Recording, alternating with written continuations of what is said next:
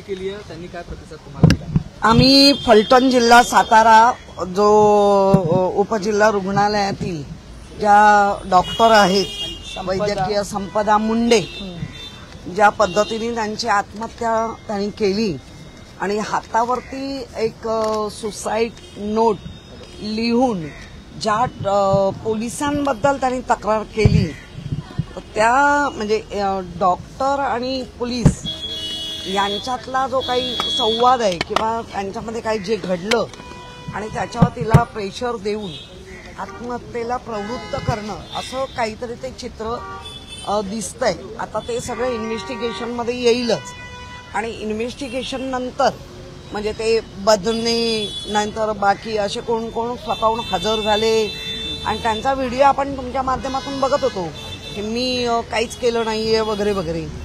त्यामुळे अशा पद्धतीने शिकलेल्या सवरलेल्या मुलींवर अशी जर, आणि ती गरीब घराण्यातली मुलगी होती, म्हणजे तिच्या जेव्हा फॅमिलीचा तुमच्या माध्यमातून आम्हाला दिसलं ते इतकी गरीब आहे की ती, मला वाटतं ती जी डॉक्टर झाली ती पण तिच्या मेरिटवर झाली असणार आणि तरी डॉक्टर खर्च असतो, त्या बिचाऱ्या आईवडिलांनी ते बेअर केलं आणि आता मुलगी हातातोंडाशी आलेली या अशा नालायक समाजामध्ये असलेल्या विकृतींमुळे जर अशा मुलींना आत्महत्या करावी लागत असेल तर मला असं वाटतं, बरं असं नाही की ती पहिल्याच वेळेला झालं, तिने अनेकदा त्यांच्या उपजिल्हा अधिकाऱ्यांकडे ह्या तक्रारी दिल्या होत्या आणि तिने लेखी दिल्या. आता तुमच्या माध्यमातून किंवा कोर्टाच्या सगळं कळेलच, पण इतकं होत असताना कोणच जर अशा महिलांच्या मागे उभे राहत नसतील.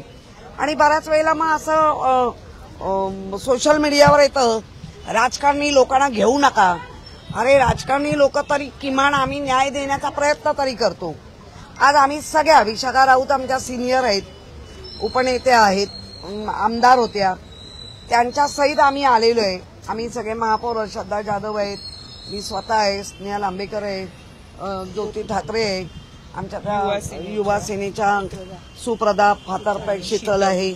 आम्ही सगळे आलो जेणेकरून रंजनाताई नेवाळकर आमचं ह्या सगळ्या कोऑर्डिनेशन करतात. का आलो, इथला विभाग प्रमुख आहे युगंधरा साहेब.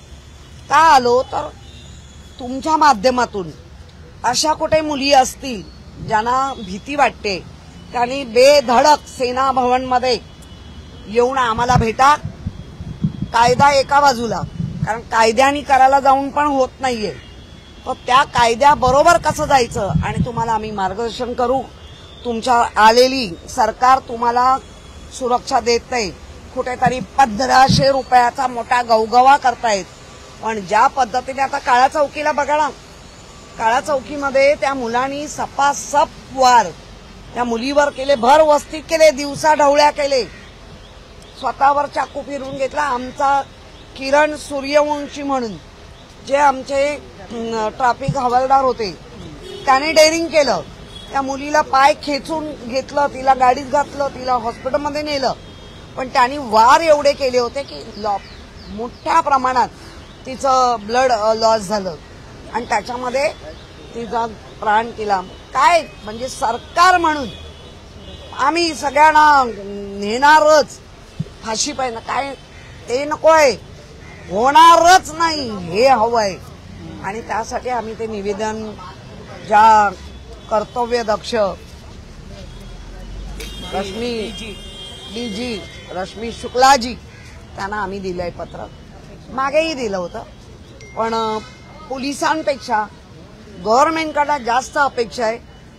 आम्ही हे करू, नेणारच, करणारच, ते कोर्ट करेल, पण होऊ नये म्हणून तुमच्याकडनं जो एक जबरदस्त विश्वास किंवा पोलिसांचा एक दबदबा तो कमी झालाय.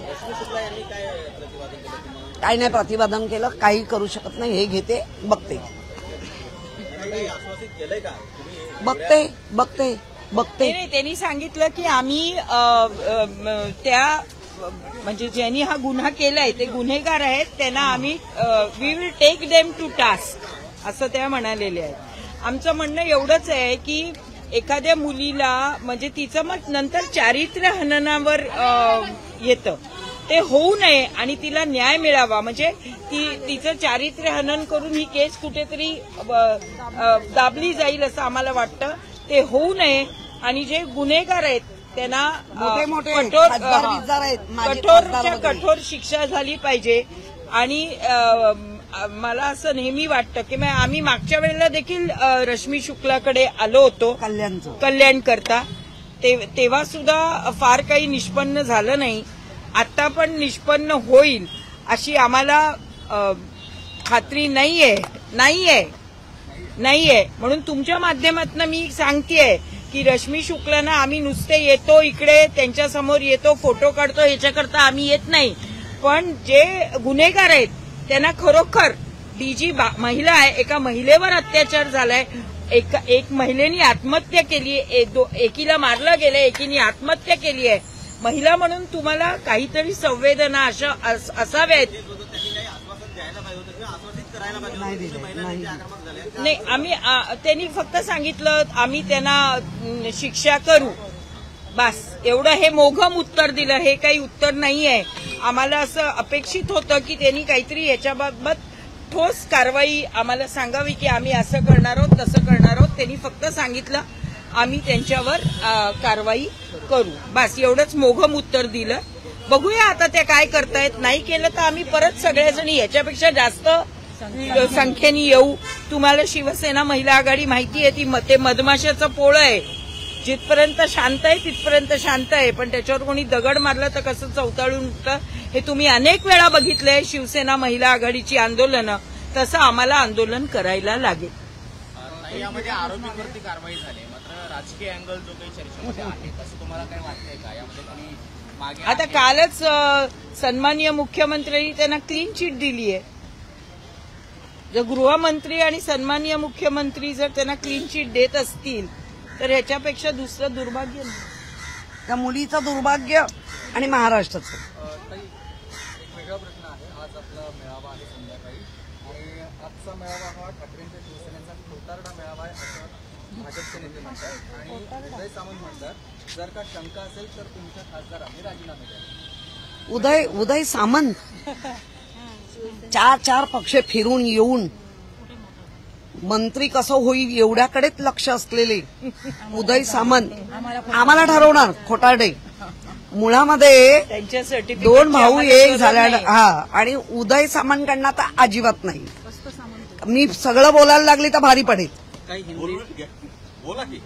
नाही, आता आम्हाला संध्याकाळी निर्धार मेळाव्याकरता काहीतरी बोलायला ठेवा की.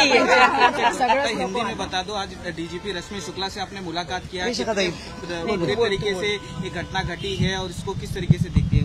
मुलाकात में क्या फलटन जो महाराष्ट्र का